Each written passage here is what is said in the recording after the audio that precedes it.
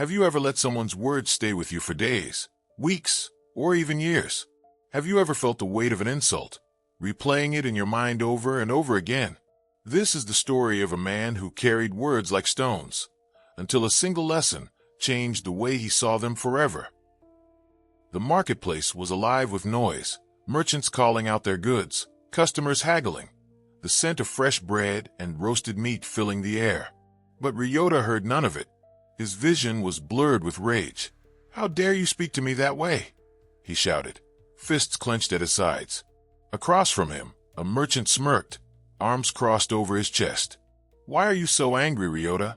Are you so weak that words can hurt you?" The gathered crowd chuckled.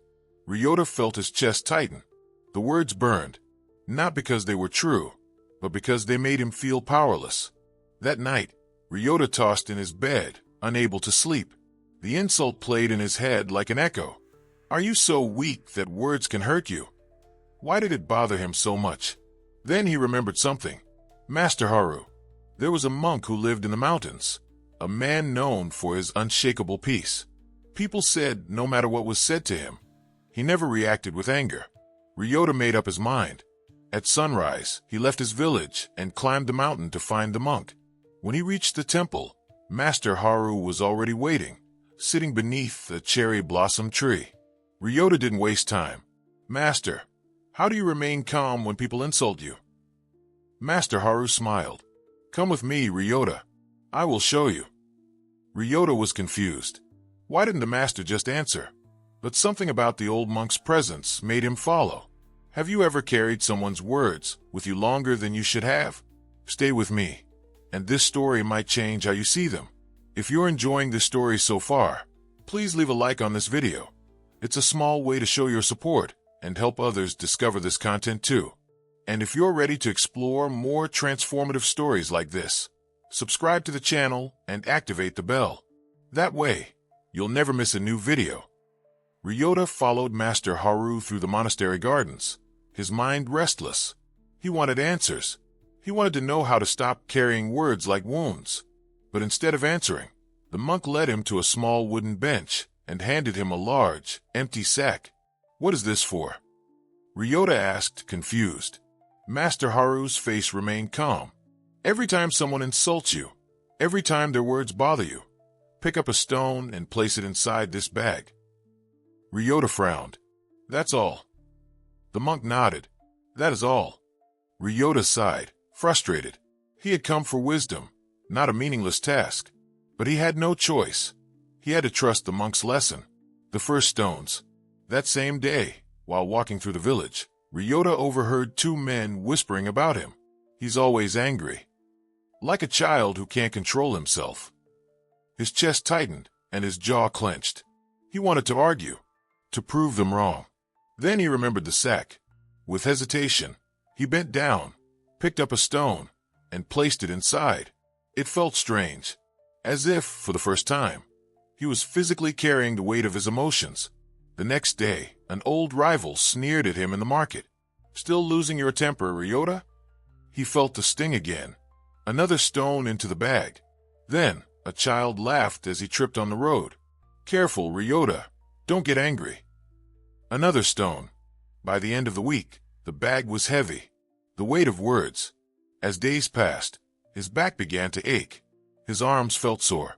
The weight slowed him down. Every insult, every careless word, he had carried them all. And yet, the people who had spoken them, they had already forgotten. One evening, after struggling to climb a small hill with a heavy sack, he had enough. He stormed back to the monastery and threw the bag at Master Haru's feet. "Master, this bag is too heavy. I can't carry it any longer." The monk remained calm, looking at the sack, then put it down. Ryota blinked. "What?" Master Haru repeated. "If the weight is too much, why not let it go?" Ryota hesitated. Could it really be that simple? His hands trembled as he reached for the sack, slowly loosening his grip. With one motion, he let it fall to the ground, and in that instant, the weight was gone. The tension in his shoulders eased. His breath felt lighter. It was as if he had been carrying something unnecessary all along. He looked up at the monk, realization dawning in his eyes. This was never about the stones, was it? Master Haru smiled. No, Ryota. It was never about the stones. Ryota felt a wave of clarity wash over him. All this time, he had been holding on to words that didn't belong to him, and by carrying them, he had made them his burden. But the truth was, he could have let them go at any moment. The lesson was sinking in, but there was still one more test ahead of him. The next morning, Ryota found Master Haru waiting by the monastery gates. The monk stood in silence, gazing toward the distant hills. Come, Ryota, he said. There's one more thing you must see. They walked in silence, the only sound being the rustling leaves and the soft crunch of gravel underfoot. After some time, they reached a river, its waters flowing steadily over smooth stones. Master Haru gestured toward the river. Tell me, Ryota, what do you see? Ryota looked at the moving water, confused. A river? The monk nodded. Yes, but watch closely. For a moment, Ryota observed. The water flowed effortlessly, never stopping, never struggling. It moved around obstacles, carrying leaves, twigs, and fallen petals downstream, never holding onto anything. Do you see? The monk asked. The river does not try to stop the things that fall into it. It does not hold onto them. It simply lets them pass. Ryota frowned. What does this have to do with me? Master Haru knelt beside the river and picked up a stone from the shore. He handed it to Ryota. Drop this into the water. Ryota obeyed. The stone plunged into the river and disappeared beneath the surface. The water rippled for a moment, then continued flowing as if nothing had happened. Now, the monk said, reach in and take the stone back. Ryota hesitated. He reached into the river, searching for the stone, but the current had already carried it away. He looked up at the monk, realization dawning on him. Master Haru smiled. Do you understand now? Ryota nodded slowly. The river doesn't hold on to things, just like I don't have to hold on to words. The monk's voice was gentle. Exactly. Words are like stones. If you hold on to them, they weigh you down. But if you let them go, they sink, and the river carries them away. Ryota looked back at the flowing water. All this time, he had carried words like a heavy sack, as if they were part of him. But they never were. He had only chosen to hold on to them. For the first time, he truly understood. Master Haru stood. Come, Ryota. There's one final test. As Ryota followed the monk back toward the village, he felt something he hadn't felt in years, lightness. But would he be able to apply this lesson when it truly mattered? That answer would come sooner than he expected. Ryota followed Master Haru back toward the village, his mind still lingering on the lesson of the river. Words are like stones. If you let them go, they sink, and the current carries them away. But he knew that understanding a lesson was one thing, living by it was another. As they entered the village marketplace, the familiar sights and sounds surrounded him. Merchants called out their prices, villagers bartered, and the scent of fresh bread filled the air. Then a voice cut through the noise. Ah, if it isn't Ryota, the hot-headed fool. Laughter rippled through the crowd. Ryota's chest tightened. He recognized the voice immediately. The same merchant who had humiliated him before. The man smirked, folding his arms.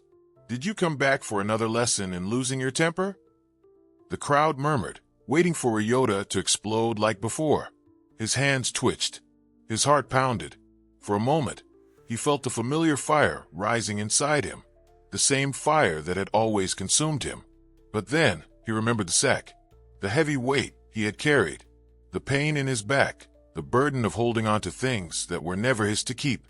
And he remembered the river. With a deep breath, Ryota exhaled and let the words sink. The insult floated past him, like a leaf on water, carried away by the current.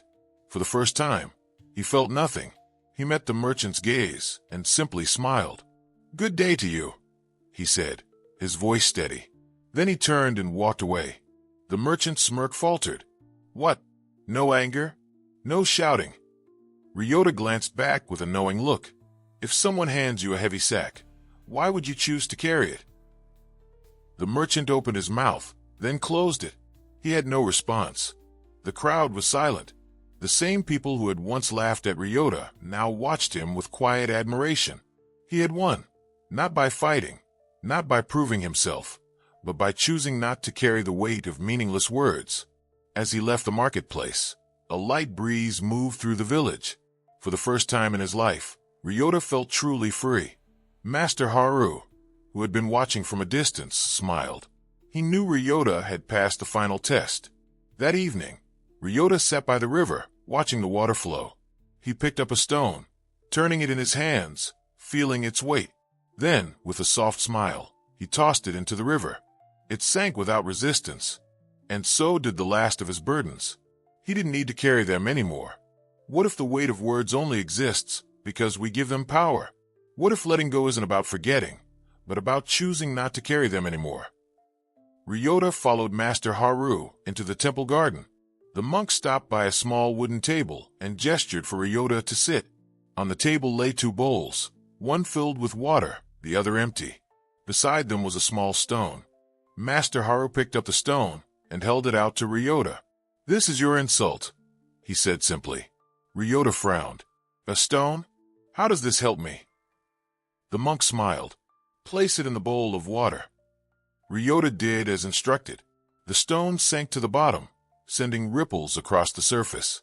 "Now watch," Master Haru said. Ryota stared at the bowl. Slowly, the ripples faded, and the water became still again. The monk pointed to the empty bowl. "Now place the stone here." Ryota hesitated, then moved the stone to the empty bowl. Master Haru leaned back, studying him. "Which bowl carries the stone's weight now?" Ryota thought for a moment. "Neither. The stone is just there." The monk nodded. "Exactly. Words are like stones, Ryota. They only weigh us down if we choose to hold them in our minds. Let them fall into the water of your awareness, and they will settle on their own." Ryota exhaled deeply, the tension in his chest easing for the first time in days. He realized now. The merchant's words had only hurt because he had carried them, but he didn't have to anymore. What's one moment in your life where someone's words stayed with you longer than they should have? Share your story in the comments. I'd love to hear your perspective. If this lesson resonated with you, if it inspired you to rethink the way you carry words, please leave a like on this video. It's a small gesture, but it helps this message reach others who might need it today. And if you're ready to explore more transformative stories like this, ones that challenge the way you see yourself and the world, subscribe to the channel and activate the bell. That way, you'll never miss a lesson that could change the way you live your life. Thank you for joining me on this journey today. Until next time, stay mindful, stay free, and remember, sometimes the greatest freedom comes from letting go of what no longer serves you.